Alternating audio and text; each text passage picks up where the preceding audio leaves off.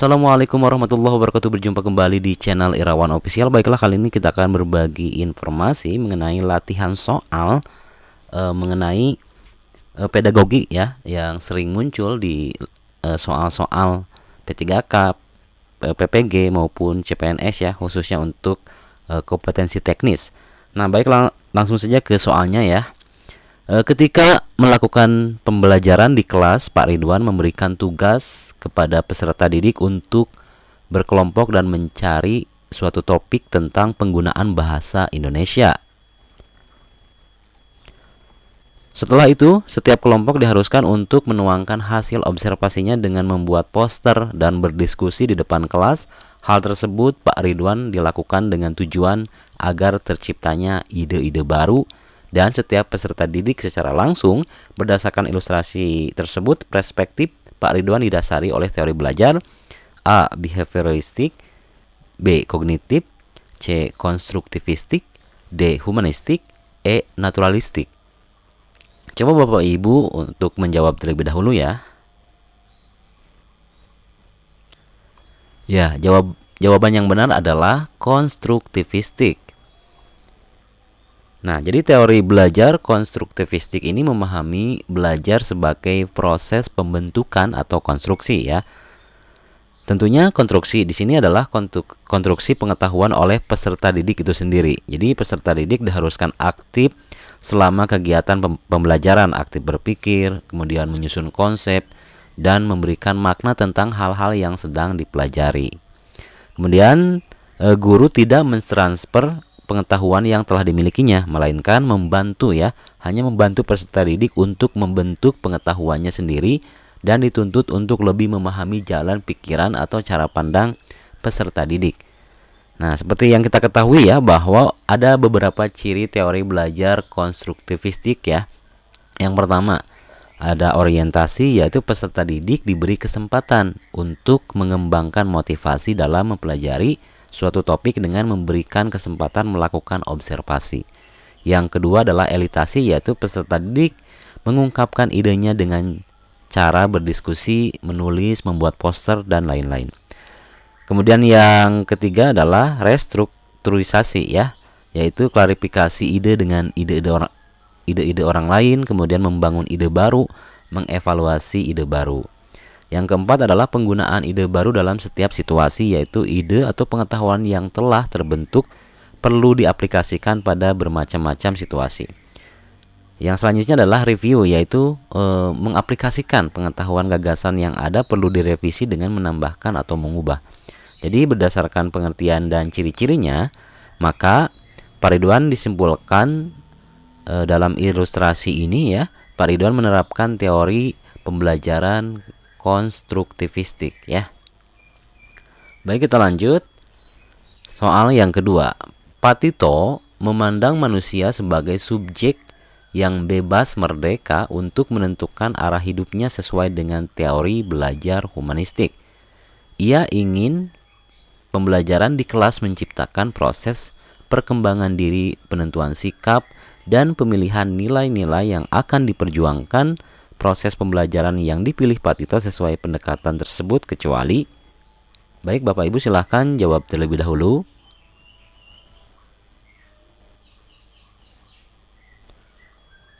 A. Mengelompokkan siswa untuk mendiskusikan materi guru menjadi partner dialog apabila ada pertanyaan. B. Mengadakan konsultasi untuk mengenal kemampuan diri.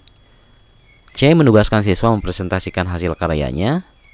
D. Memberikan modal dan menugaskan siswa merangkum materi tersebut.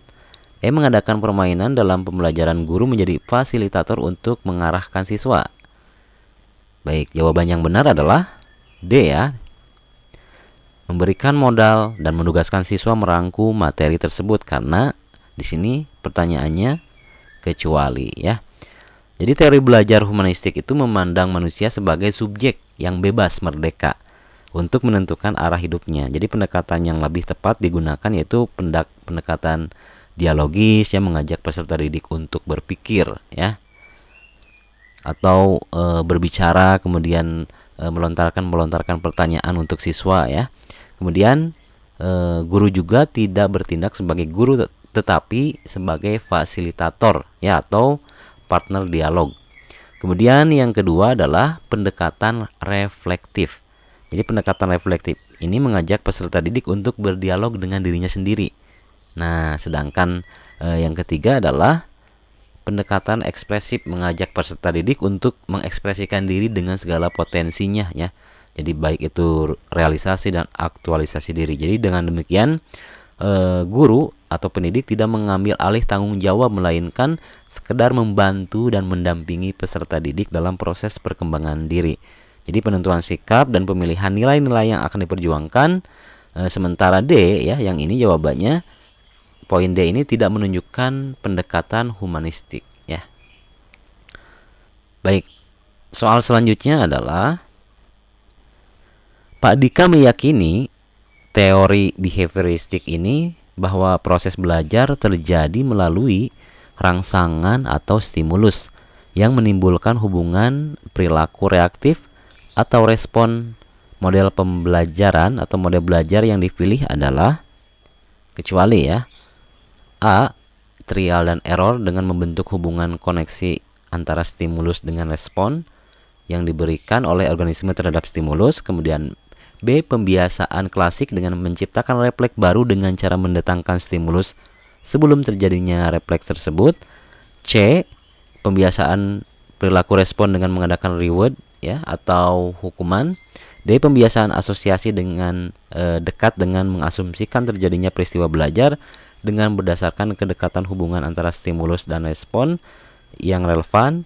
E. Dialog reflektif dan ekspresif dengan mengelola dan mewujudkan pemahaman mendalam.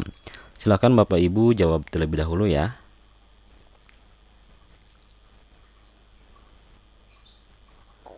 Baik, jawaban yang benar adalah dialog ya. Nah, ini kecualinya ya. Jadi model-model teori belajar behavioristik ya harus Bapak Ibu ketahui ya. Yang pertama adalah trial dan error. Ini termasuk pembelajaran behavioristik ya. Yang kedua adalah pembiasaan klasik. Nah, di sini ada pembiasaan klasik ya. Yang ketiga adalah pembiasaan perilaku ada. Kemudian pembiasaan atau continuous conditioning ya. Pembiasaan asosiasi ini termasuk teori belajar behavioristik. Baik, selanjutnya soal nomor 4, guru sejarah membagi siswa menjadi 4 kelompok yaitu Paleolitikum, Neolitikum, Mesolitikum, dan Megalitikum ya, untuk berdiskusi dan menyiapkan presentasi sederhana tentang zaman prasejarah. Kelompok Paleolitikum menggambarkan benda-benda peninggalan zaman Paleolitikum di papan tulis dan menjelaskan ciri zaman Paleolitikum. Begitu pula 3 kelompok lainnya. Di akhir pembelajaran, siswa diberi post-test untuk mengecek pemahaman siswa dalam pembelajaran. Kali ini guru sejarah menerapkan teori belajar apa? Baik, Bapak Ibu silakan dijawab terlebih dahulu. A. Konstruktif. B. Kognitif. C. Behavioristik. D. Humanistik. Atau E. Gestalt. Jawaban yang benar adalah B ya Bapak Ibu. Nah, seperti yang kita pahami bersama ya. Jadi cognition artinya diartikan sebagai aktivitas mengetahui ya. Jadi kognitif itu bisa diartikan sebagai mengetahui, kemudian memperoleh ilmu pengetahuan, mengorganisasikan dan menggunakannya. Jadi psikologi kognitif memandang manusia sebagai makhluk yang selalu aktif mencari dan menyeleksi informasi untuk diproses, sehingga perhatian utama psikolog ya, psikologi kognitif adalah upaya untuk memahami proses individu mencari, menyeleksi, mengorganisasikan dan menyimpan informasi. Belajar kognitif berlangsung berdasarkan skemata ya atau struktur mental individu yang mengorganisasikan hasil pengamatannya. Jadi struktur mental individu tersebut berkembang sesuai dengan tingkat perkembangan kognitif siswa. Semakin tinggi ya tingkat perkembangan kognitif siswa, maka semakin tinggi pula kemampuan dan keterampilan dalam memproses berbagai informasi atau pengetahuan yang diterima dari lingkungannya. Nah, baik. Kemudian yang kelima, sebagai guru fisika, Bu Priska ingin siswa-siswinya bukan hanya menghafal rumus, tetapi juga memahami konsep sehingga siswa-siswi dapat mengerjakan bentuk soal apapun pada pelajaran gaya aksi reaksi ya. Bukti kemudian Bu Rizka mengadakan lomba tarik tambang ya di halaman sekolah. Jadi kelompok-kelompok yang kalah harus menjelaskan konsep gaya aksi reaksi dan menemukan titik kesalahan sehingga mereka kalah dalam permainan. Nah, dari penerapan pembelajaran Bu Rizka, selain mementingkan kognitif siswa tadi ya, kemudian ciri aliran kognitif diantaranya kecuali, nah, silakan Bapak Ibu jawab terlebih dahulu ya.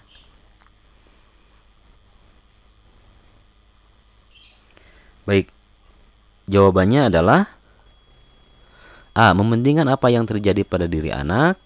B. Mementingkan kondisi waktu sekarang. C. Mementingkan pembentukan struktur kognitif. D. Mementingkan pemahaman secara garis besar. E. Mementingkan keseluruhan daripada bagian-bagian. Baik, jawabannya adalah D ya Bapak Ibu. Nah, jadi jawaban ini menyebutkan 5 ciri aliran kognitivisme ya. Dikutip dari Puspo Nugroho 2015.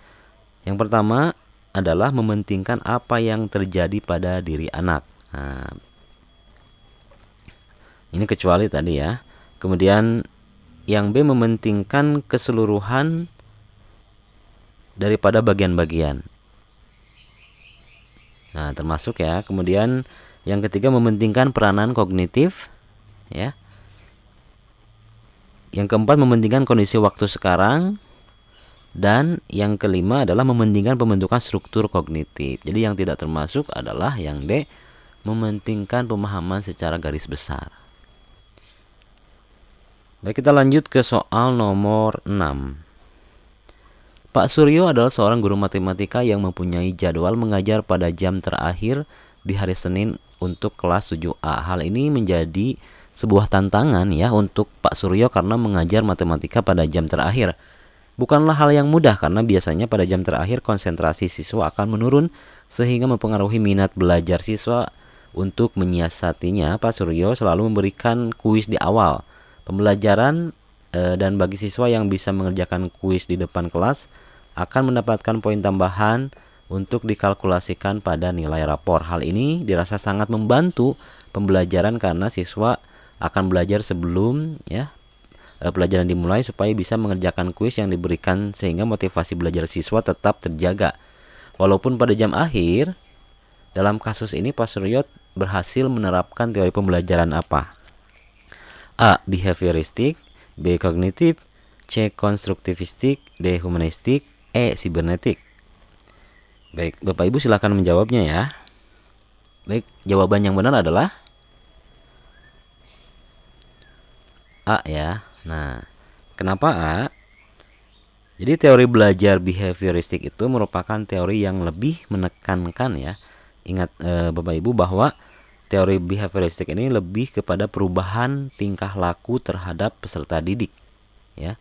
Perubahan tingkah laku. Jadi behavioristik ini memandang bahwa belajar merupakan perubahan tingkah laku sebagai akibat dari adanya interaksi antara stimulus dan respon ya. Pada teori belajar ini sering disebut dengan SR. Jadi psikologi artinya bahwa tingkah laku manusia itu dikendalikan oleh ganjaran atau reward atau hadiah dan penguatan atau hukuman dari lingkungan. Tentunya hukuman yang positif ya Bapak Ibu. Dengan demikian dalam tingkah laku belajar terdapat jalinan yang erat antara reaksi-reaksi behavioristik ya dengan stimulusnya. Jadi memberikan poin tambahan sama halnya dengan memberikan ganjaran atau reward, kemudian hal itu direspon baik oleh siswa. Nah, soal nomor 7 ya. Perhatikan pernyataan berikut. Operasional konkret perkembangan intelektual, hukum genetik tentang perkembangan, zona perkembangan proksimal, mediasi. Nah, 3 konsep teori pembelajaran konstruktivistik menurut Lev Vygotsky ditunjukkan oleh nomor A123, B234, C345, D135, E245. Baik, jawaban yang benar adalah yang C ya. Jadi 3 konsep utama teori pembelajaran konstruktivistik ya, menurut Lev Vygotsky, yakni hukum genetik ya tentang 30, jadi pedagogi perkembangan, zona perkembangan proksimal, dan mediasi.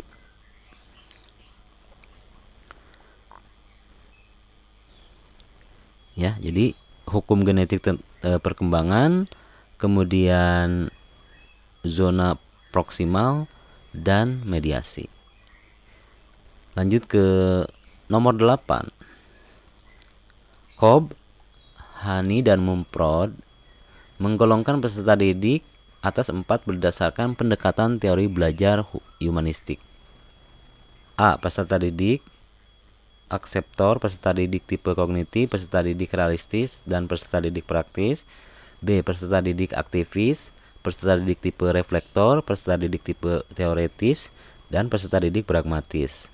Kemudian yang C, apakah aktivis, akseptor, peserta didik tipe realistis, dan tipe pragmatis. Kemudian yang D, akseptor, peserta didik reflektor, tipe praktis, dan peserta didik tipe pragmatis. Kemudian yang E, aktivis, akseptor, kemudian tipe kognitif, dan tipe teoretis. Baik, jawaban yang benar adalah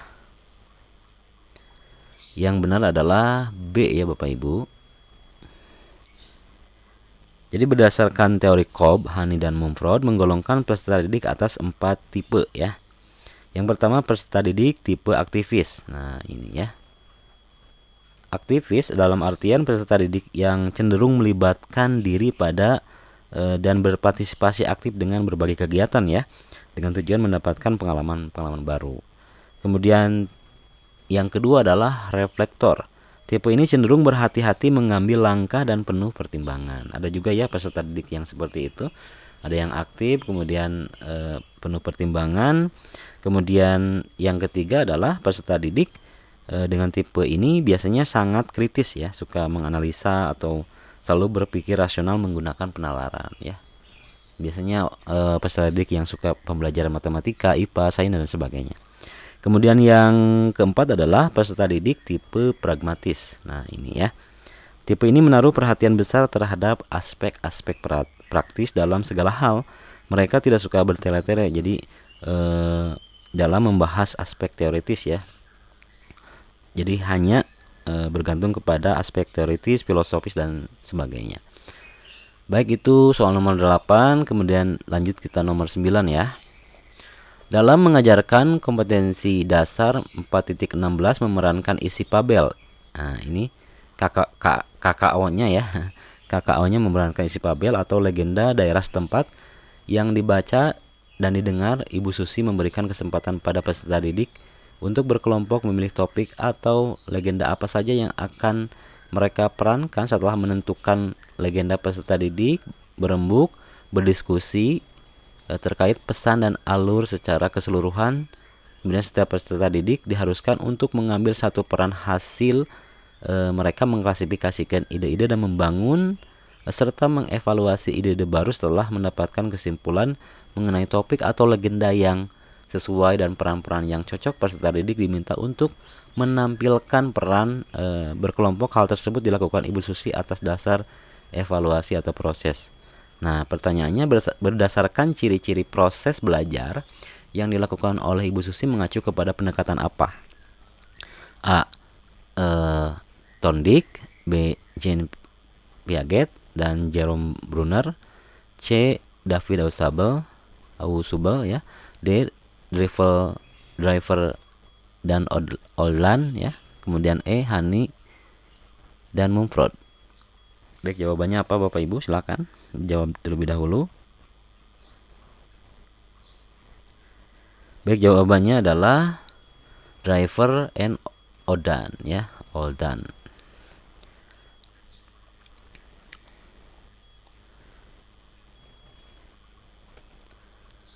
Soal terakhir lah ya untuk bagian pertama kali ini. Jadi 3 kawasan taksonomi Bloom dalam tujuan belajar menurut pendekatan humanistik. Kira-kira yang mana Bapak Ibu ini? A. Receiving, responding, and following. B. Kognitif, afektif, psikomotor. C. Peniruan, ketepatan, dan naturalisasi. D. Mengingat, mengerti, memaknai. E. Menganalisis, menilai, dan mencipta. B. Jawabannya adalah ini, tentu jelas ya. Kognitif, ilmu pengetahuan, afektif, sikap, dan psikomotor ya. Jadi tujuan belajar ini dirangkum dalam 3 kawasan yang biasa disebut dengan taksonomi Bloom ya Bapak Ibu ya. Secara ringkas, ketiga kawasan taksonomi Bloom ini yang pertama adalah mengingat ya, seperti itu, mengerti, memakai, menganalisis, dan sebagainya. Kemudian kalau afektif ya, menerima, pemberian respon, pemberian nilai-nilai, penghargaan terhadap orang lain. Kemudian kalau psikomotor ya, kalau psikomotor ini biasanya mengenai peniruan ya, mengamati gerak seseorang dan sebagainya. Baik, sekian pembelajaran kali ini. Kita lanjut nanti di video selanjutnya. Sekian. Assalamualaikum warahmatullahi wabarakatuh.